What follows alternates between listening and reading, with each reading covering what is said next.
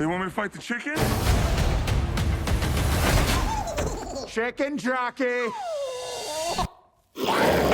Joining me today to break down the creation of not just a Minecraft movie, but specifically one of its biggest breakout moments is the film's director, Jared Hess. Jared, thank you so much for being here today. Yeah, man, my pleasure. For the uninitiated, Jared, can you please, if there are uninitiated out there still, can you set the stage for what the Chicken Jockey scene is? Yeah, so the Chicken Jockey scene, it's a moment where Garrett and Steve, played by Jack Black and Jason Momoa, they've infiltrated the infamous Woodland Mansion. And sometimes when you play the game, there's like a weird kind of like deathmatch ring happening that Vindicators have put together. And so we wanted to do that and kind of celebrate it in a weird way, where these guys are forced into this sadistic death match against a chicken jockey, which is a very rare thing in a game. It's a baby zombie riding a chicken. The chicken design, though, kind of looks like a duck. It's very ambiguous as to what it actually is. Yeah, and so we started there just thinking how fun it would be to see Jason Momoa get the crap beat out of him by a chicken jockey. You know, you folks worked with so many incredible artists on this movie, and I got the chance to see some concept art of initial character designs for Chicken Jockey from the folks over at Weta. What was the most challenging part in dialing in that design, translating it from what you see in the game to what we see on screen? Yeah, I mean, just for everything, there's so much interpretation with Minecraft, where the designs are very simple graphics, almost like old school 16-bit. So all the textures that you see on characters, when you're translating that into a movie where you're trying to make everything more lifelike and organic, there's a lot of room, a lot of leeway to interpret things. And, the biggest thing was like we wanted to keep the blocky designs of all the characters, of all the plant life, of everything that you see in the game. And so doing that, we're in the game, a lot of the characters don't have their arms or limbs attached. They're just kind of these floating rectangles. And so it was just kind of building out the design that would look, believable and have muscle and skin, but still be iconically Minecraft. And just coming up with funny ways that this smaller creature could attack Jason in the ring. So that's where we had a lot of fun. The little design aspect I love about him are his pearly whites, or his pearly not so whites, I should say. His little choppers, yes. They're hilarious. Yeah, that, I'd seen some photos online where people had photoshopped like beautiful adult teeth onto newborn babies, and it looked so terrifying. And so it was like, man, do you go for the gnarly, gross zombie teeth that you would expect, or is it creepier to just go for these full-blown beautiful pearls on this baby zombie? And that's where we ended up. Set the stage from where in the production process this animatic is. Let me actually. Yeah. So we had spent a lot of time during pre-production just getting the action beats in the script right, kind of, knowing story-wise what was going to happen, all the different moves, but still giving a little bit of room for interpretation for our storyboard artists, as well as the stunt coordinator. And we had just one of the most amazing storyboard artists, and he's a director as well, Joaquim dos Santos. Oh, and yes, yeah. So he cranked this sucker out, and then, obviously we put it together in the edit, and then gave it to our stunt team to kind of figure out. But yeah, Joaquim and I worked together, went through all the beats and talked about, funny moments. But then you just want to cut people like that loose as well. And the stuff he brought to the table was amazing. Oh, and then one unique thing, at one point we were going to have Momoa's character and Jack's character, they sneak in with really horrible Vindicator disguises that they built, like these really dumb masks. And so you're going to see Momoa's character in like this Vindicator mask, but we decided to ditch that at a certain point, once we got into the stunts. So you'll see that, but that's but everything else is pretty true to how it plays out in the film. Okay, fantastic. With that context, let's take a peek. Great.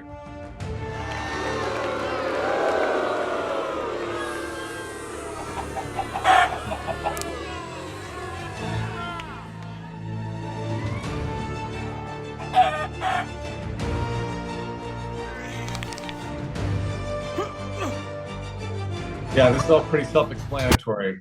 It's just fun to watch. Yeah, I do love I love the Vindicator masks. I'm a little sad they didn't make the final cut, but I can definitely understand the reasoning behind that. But it makes the animatic Yeah. extra hilarious to see that context. Yeah, no, we just thought it would be kind of a disgrace to not see Jason Momoa's facial reaction throughout the whole sequence. Oh, And having 100%. it obstructed by mask the whole time would just be a bad move. So, Yeah. yeah.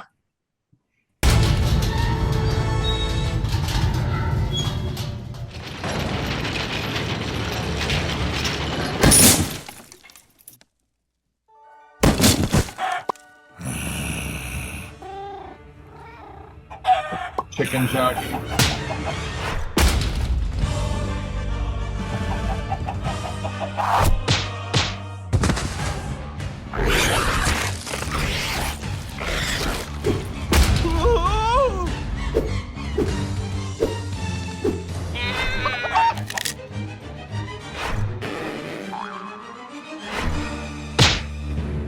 So all of that is pretty shot for shot, which is fun. Yeah, I mean, we stayed really close to this. Even when it went to the stunts, it was like, dude, this stuff is so great. And yeah, anyway, a ton of fun. And most of the time when we ended up shooting this, it was like we had this doll, this green doll with like a square, blocky head that Jason was interacting with. Yeah, anyway, super fun to shoot.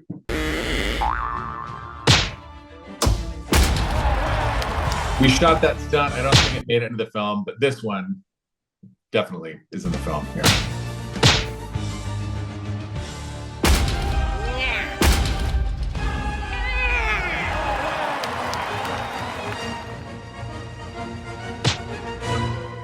So that one, instead, we thought it'd be funnier. Jason pulls back the ropes in the film. I mean, that's something. I mean, the kick is fun, but I don't think Jason could kick that high. So we just had him pull the ropes back like a rubber band, and that's something that's a little bit different. But yeah, I also love that because it plays into the sort of like live action cartoon feel of the world. totally. Also, Yeah. just being able to play with the elasticity of both the characters and the wrestling ring too. Yeah, totally.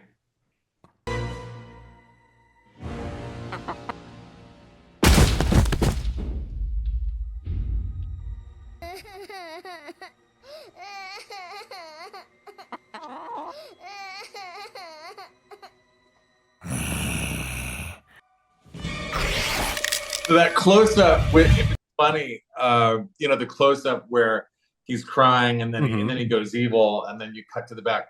We shot it like that as well, and then it kind of telegraphed what he was about to do. So that's something we ended up losing, and just go right to him spinning around and biting him. And then it got like a better reaction at the test screening. But that's just stuff that you learn when you're testing it and trying different things. Of course, it's always interesting to see like what might play very well in animatic or very well on the page, but then when you have it in the final product, it just doesn't quite fit. Yeah, you just want to keep surprising people. And sometimes if you have, I think the tendency with a lot of people on the page is you overwrite stuff and you over explain things. And that makes sense on the page. But when you're experiencing a film, it's like you as an audience member want to be surprised. And sometimes all of that laying too much runway just takes the surprise out of stuff because you're telegraphing what's coming next, and that can get boring. So, Well, yeah. especially in a fight scene, you want to keep people on their toes. I get it. Oh, That's yeah, awesome. absolutely. Cool.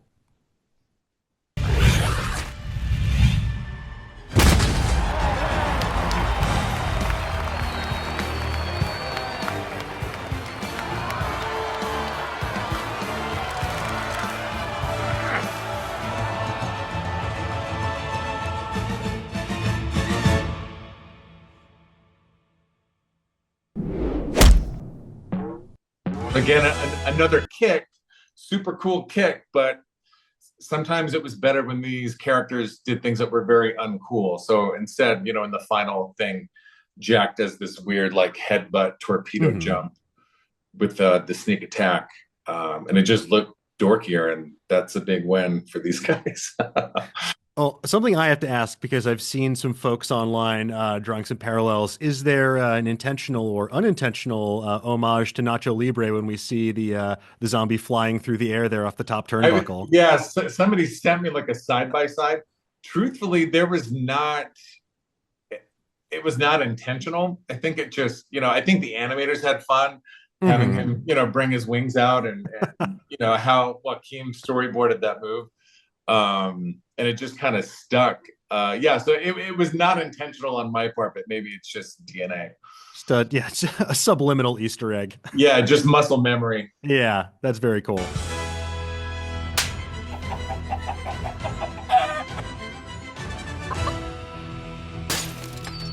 So that was I mean, we actually shot that.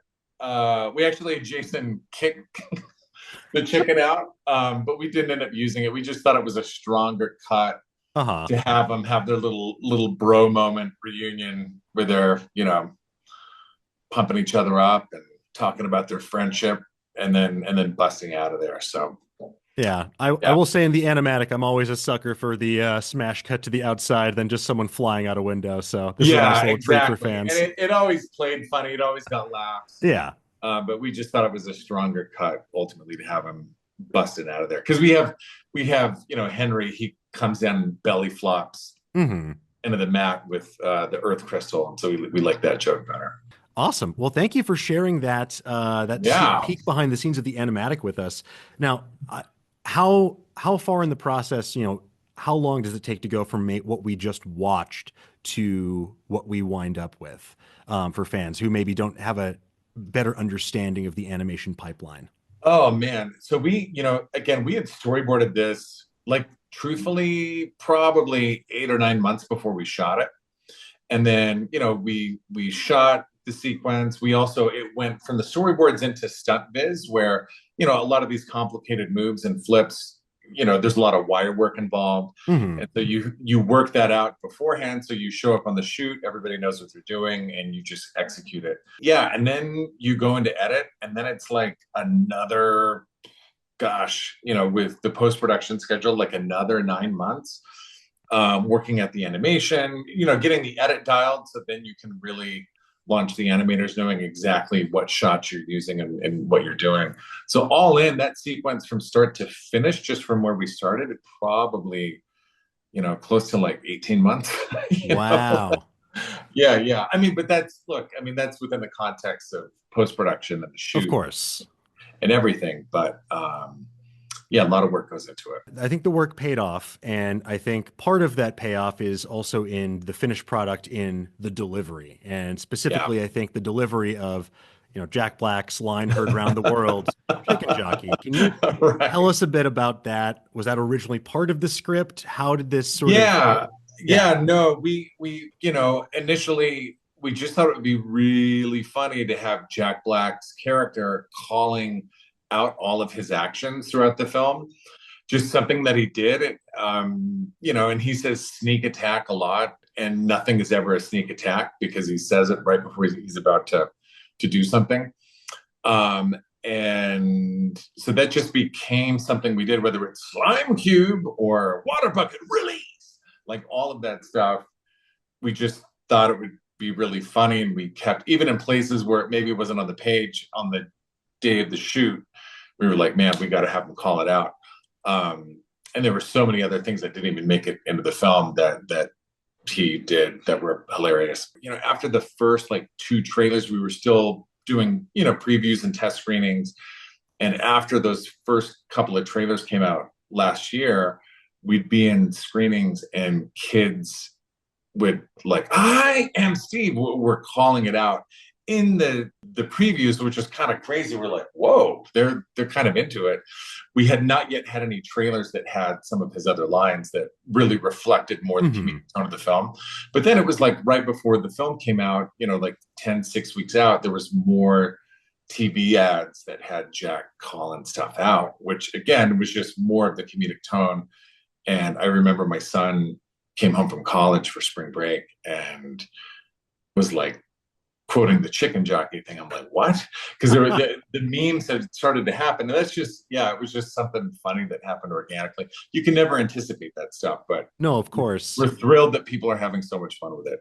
Just don't trash theaters. Like, have fun celebrating, but be respectful. Exactly. Throw the popcorn into your mouth. There you go. There you Yeah. go. Yeah. Keep it safe. Don't do anything gnarly. As you mentioned, that lead up to the film, you started seeing certain lines take on a life of their own almost. I'm curious, why do you think this scene in particular resonates with fans and general audiences so much?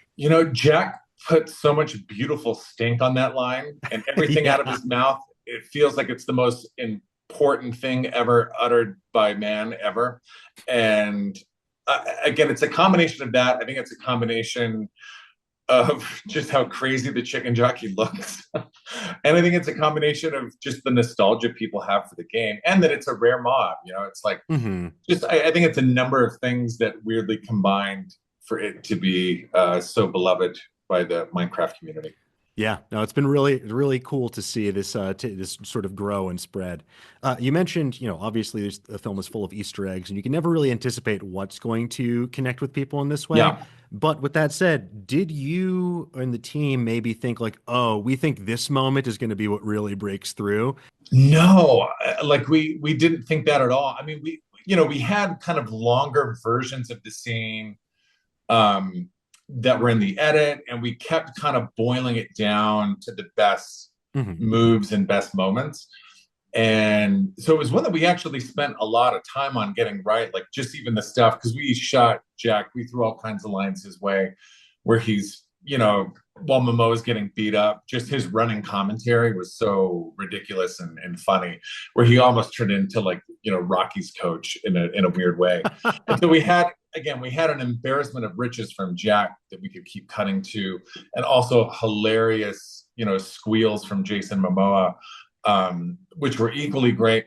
And so it was one that we spent a lot of time on, and where we ended up, we're super happy with. But I don't think we anticipated that sequence to get so much crazy fan love.